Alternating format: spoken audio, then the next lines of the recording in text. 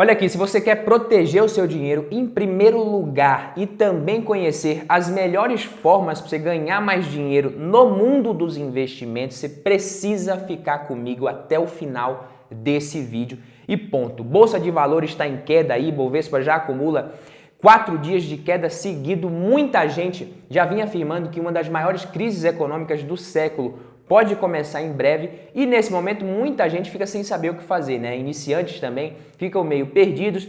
Enfim, eu aproveito para citar logo Warren Buffett, já com os 4 pés no peito, considerado também um dos maiores investidores de todos os tempos. Ele diz que o investidor precisa focar no que entende bem e tem profundo conhecimento e evitar investir em setores e negócios fora do seu círculo de competência. Então, seguindo esse conselho do Buffett aqui, você dificilmente vai perder dinheiro de bobeira.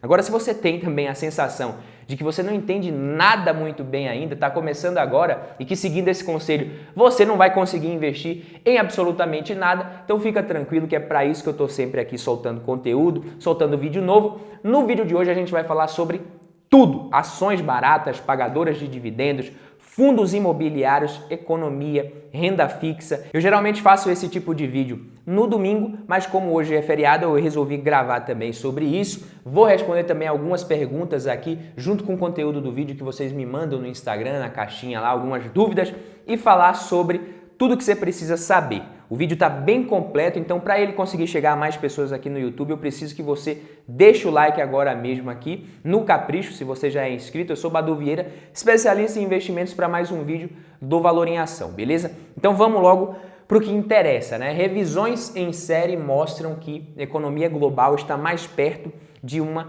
recessão. O Goldman Sachs, esta semana, inclusive, colocou as chances de uma recessão nos Estados Unidos em 15% nos próximos 12 meses e de 35% nos próximos 24 meses. Tá? O risco de recessão global até o fim do ano aumenta com a inflação. Após um ano de recuperação dos efeitos econômicos da pandemia, quase todos os países estão vendo uma desaceleração significativa no seu crescimento. Isso foi o que disse a Karen Dinnan, membro sênior do PIE e ex-economista-chefe do Departamento de Tesouro dos Estados Unidos. E o Brasil, como é que fica, Badu? Uma possível recessão nos países desenvolvidos, né, também traria efeitos negativos para países emergentes como o Brasil. O aumento dos juros nos Estados Unidos para conter a inflação, isso pode afetar o apetite a risco pelos investidores globais. O real, que vem se valorizando recentemente nos últimos meses, muito por conta do preço das commodities, da entrada de capital estrangeiro e de uma taxa de juros também que vem mais elevada aqui na comparação com os países desenvolvidos, ele pode perfeitamente sofrer novamente, né? Caso as commodities caiam de preço, o dólar ele pode voltar a subir em relação ao real. Além disso, historicamente, em períodos de recessão global, o real costuma ir mal, tá? Aí você fala, beleza, Badu, mas inflação não é uma das causas da crise? Se o preço das commodities baixar, isso não é bom do ponto de vista de controle da inflação? O que é melhor para o país? Inflação em alta, o país ganhando nas exportações, ou uma inflação mais baixa, mesmo isso prejudicando a nossa balança comercial? É uma ótima pergunta, mas não existe uma resposta absoluta para isso. O preço do dólar também impacta na inflação, como vocês sabem. Você vê o próprio presidente do Brasil afirmando que o mundo vai conviver por muito tempo ainda com uma inflação de alimentos. O nosso ministro da Economia, o Paulo Guedes, está participando das reuniões de ministros de finanças do G20, do Fundo Monetário Internacional, FMI também, e no Banco Mundial até o próximo sábado, depois de amanhã, dia 23, para tentar convencer investidores que o Brasil é um porto seguro. Porto seguro, eu acho que também já fica meio exagerado. Mas o que eu penso sobre previsões, vocês também já sabem, né? Prever da boca para fora é fácil. Vem recessão por aí, bolsas de valores mundo afora vão desabar, a economia global vai entrar em recessão. Mas acertar essas previsões com consistência é complicado. É tanto que apostar contra uma economia é muito mais difícil. E principalmente falando da economia americana, dos Estados Unidos ali, a moeda global que influencia no desempenho de todos os países diretamente. De 2017 e 2016 para cá, muita gente já vem falando em recessão. A pandemia, chegou que ninguém conseguiria prever, mas o fato é que os fatores apontados por muitos especialistas como causa para uma possível recessão, inflação, aumento da oferta monetária, impressão de dinheiro por parte dos governos, a dívida dos países cada vez maior, tudo isso só piorou com a pandemia e agora com a guerra. Então, cedo ou tarde, o mundo ele vai passar por uma recessão, sim, por uma crise. Isso é fato, mas se esse pessoal que vem falando que essa recessão ia acontecer desde 2016, 2017, estivessem apostando contra a economia americana e global, todos já teriam quebrado. Por isso, muito cuidado ao seguir essas previsões, tá? E ficar mudando de estratégia o tempo inteiro. Na verdade, isso é falta de estratégia, porque depois o cenário muda, os especialistas, economistas só revisam as projeções e quem fica com o ferro na mão é o investidor que seguiu isso cegamente. Então, dito isso, onde investir, né? Será que ainda a gente tem ações baratas, pagadoras de dividendos na Bolsa de Valores? Será que é o melhor momento também para comprar ações? Se você pode investir parte do seu patrimônio com foco no longo prazo e tem perfil para renda variável, sim. Caso contrário, cedo ou tarde, você vai acabar vendendo isso na hora errada, né, com prejuízo, colocando a culpa em tudo menos em você. O investidor, ele costuma ser assim, né? Subiu é mérito dele, caiu é culpa do governo, da crise, da guerra, enfim. Controle o que você pode controlar, sua alocação, os seus aportes. Então a gente tem ações de bancos, seguradoras, na minha opinião, são opções interessantes, né, para dar mais segurança para a carteira de ações de forma geral. A alta da Selic e a inflação acaba beneficiando esse tipo de empresa. Empresas do setor elétrico também, né, voltando a falar agora de ações de bancos, para depois falar das empresas do setor elétrico, dos 10 bancos mais rentáveis do mundo, 4 são brasileiros. Né, dos bancos maiores eu falo, né? Então a gente tem Banco do Brasil, BBAS3, Itaúsa, o próprio Itaú também, Tub4, Santander, Bradesco, completam essa lista aqui dos 4, né, mais rentáveis do país. Para quem quer um pouquinho mais de risco e potencial de valorização, tem o próprio Banrisul, BRSR6, eu não invisto, mas acredito que está descontado sim, o desconto em relação aos pares é nítido, né? PVP de 0,49 sendo negociado por menos da metade do valor patrimonial, sem contar o potencial de pagamento de dividendos do banco. Já está ali na casa dos quase 10% agora, pagou mais ou menos isso em 2021 também. Nesse preço está realmente bem descontado e ainda se beneficia com esse cenário de juros maiores que eu falei. BB Seguridade, setor de seguro, tem Vale Petrobras também, que devem seguir gerando caixa e pagando bons dividendos enquanto as commodities seguirem em alta. Gerdau, Uzi Minas, também devem seguir distribuindo boa parte da sua geração de caixa para o acionista, mas essa geração de caixa dessas empresas não depende só delas, depende do preço de suas respectivas commodities no mercado. Tá? Então, commodity é cíclico, não é para qualquer investidor iniciante ali, né? Para quem quer uma coisa mais previsível e proteção contra a inflação também. Tem setor elétrico que é ótimo para isso e para quem está começando na bolsa, né? Empresas como Engie e Copel, por exemplo, devem pagar bons dividendos em 2022 nos próximos anos.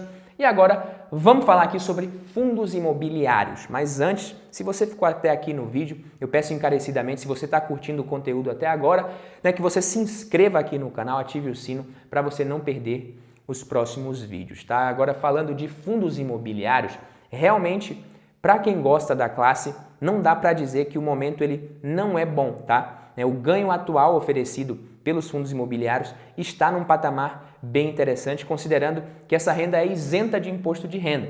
Mesmo que nos fundos de tijolo que investem em ativos físicos, eles não repassem a inflação no curto prazo, eles possibilitam ganho de capital no médio e longo prazo, né, em troca de pagar, obviamente, uma renda menor que os FIIs de papel de imediato. Então hoje é possível você comprar cotas de fundos de tijolo bem descontados, com um dividend yield na faixa ali de 9% ao ano. Você tem MOL 11 do segmento de shoppings, BTLG 11, nos fundos de fundos dá para ver casos de duplo desconto também, porque se o fundo está barato e ele tem outros fundos no portfólio que estão descontados também, esse desconto, na verdade, ele acaba sendo duplicado. Então, BCFF11, por exemplo, está sendo negociado a 0,85 vezes valor patrimonial.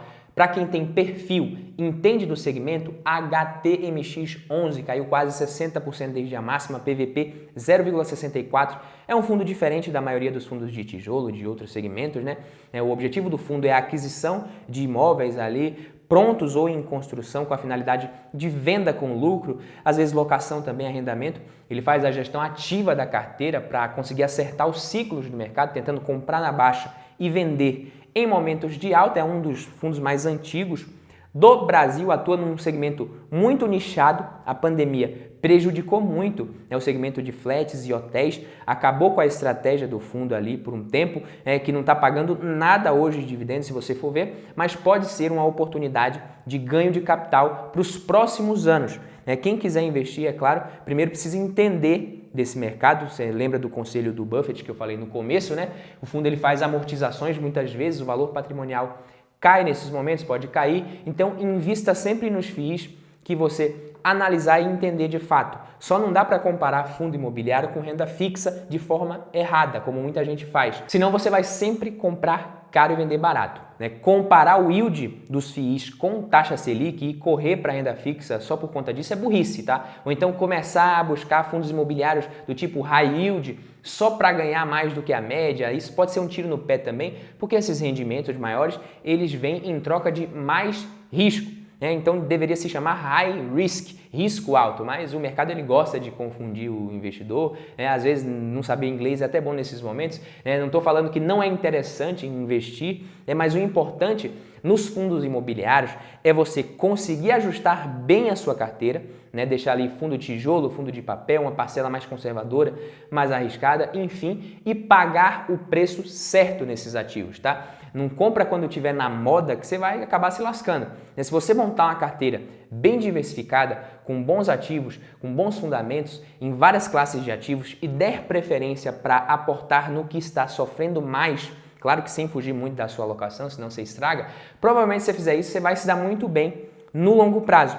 Mas o que a maioria dos investidores faz é o contrário, tá? Você tem um número enorme, por exemplo, de investidores de fundos imobiliários crescendo, que é bom, mas está crescendo muito nos últimos anos, só que muitos investidores foram atraídos por motivos errados. Selic ali mais baixa de toda a história e agora tem muita gente também saindo pelos motivos errados. Ninguém é obrigado a investir em nada, grava isso. Se você não gosta de fundo imobiliário, prefere ações, não tem problema nenhum, você não precisa investir. Se você gosta de fundos imobiliários, não gosta muito de ações, ou você é muito conservador e fica mais na renda fixa mesmo, não tem problema nenhum. Mas no que você investir, invista pelos motivos certos, com expectativas alinhadas. Senão, cedo ou tarde, você vai corrigir um erro com prejuízo ou até cometendo outro erro e potencializando esse prejuízo lá na frente. Então, se você quiser investir em fundos imobiliários, tenta montar uma carteira pensando em não vender mais esses ativos, tá? Em levar eles realmente para o longuíssimo prazo e só comprar mais e manter, que aí lá na frente eles vão continuar te gerando renda passiva. Você só precisa escolher os bons. Agora falando aqui de renda fixa, a renda fixa ainda é uma forma de proteger o patrimônio, vou falar de ouro também, mas a renda fixa protege da volatilidade, está oferecendo boas rentabilidades, até bem acima da inflação. Você consegue encontrar debênture CRA pagando IPCA mais 7,5% isento de imposto de renda, 7,5% ao ano acima da inflação. É um retorno que chama a atenção do investidor, sim. O investidor ele começa a se perguntar para que ele vai para a renda variável, correr risco, se dá para ganhar isso na renda fixa, Mas existem outros riscos nesses investimentos. É como eu sempre digo, será que no final de um grande ciclo a renda fixa vai ter realmente pagado mais que a bolsa de valores? Quando a renda fixa está muito atrativa, geralmente a bolsa ela fica meio de lado, as ações ficam descontadas ou sofrem quedas ali, ficam mandando de lado.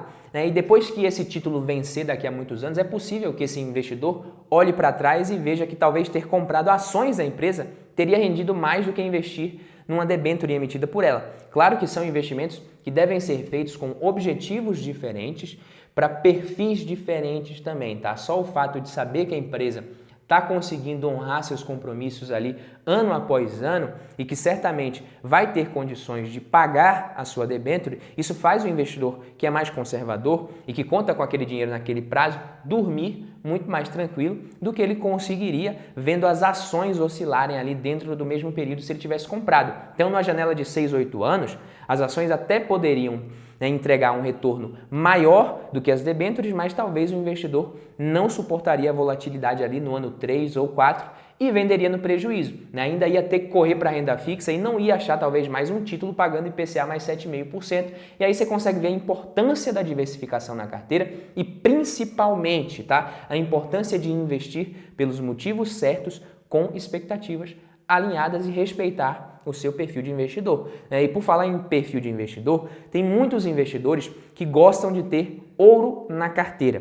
O ouro ele é muito usado como reserva de valor, provado pelo tempo, já é muito conhecido, reserva de valor porque ele tem liquidez, é escasso, tem um histórico longo de mercado e tem valor de fato, pô, um valor intrínseco ali. As pessoas querem ouro. Se o ouro começa a cair muito, eu vou querer comprar também, por isso que não cai demais, né? A não ser que descubram aí que realmente dá pra gente encontrar ouro no final do arco-íris, mas eu acho que o pessoal que tentava fazer isso aí parou, desistiu e tá fazendo day trade agora, né? A questão é que, além de tudo isso, essas novas sanções contra a Rússia fizeram muitos investidores aumentarem suas posições em metais preciosos, ouro, prata e nas commodities também, né? Em outras commodities. Commodities está quase virando ouro, né?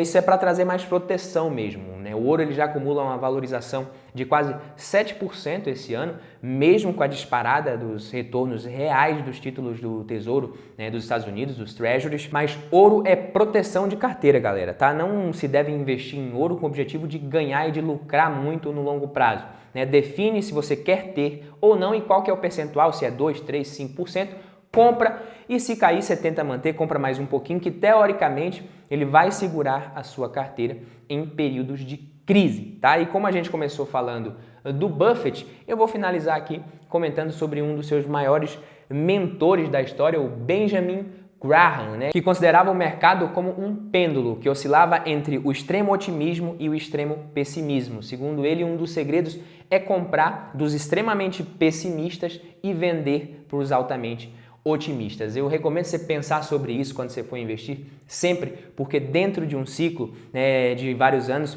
essas pessoas extremamente otimistas e pessimistas podem ser as mesmas pessoas, só que agindo de maneira errada nos momentos, e com isso elas podem ter resultados ruins. Beleza, meus amigos? Esse foi o vídeo de hoje. Se você gostou, deixa o like, se inscreve, que a gente se vê no próximo. Tamo junto, valeu!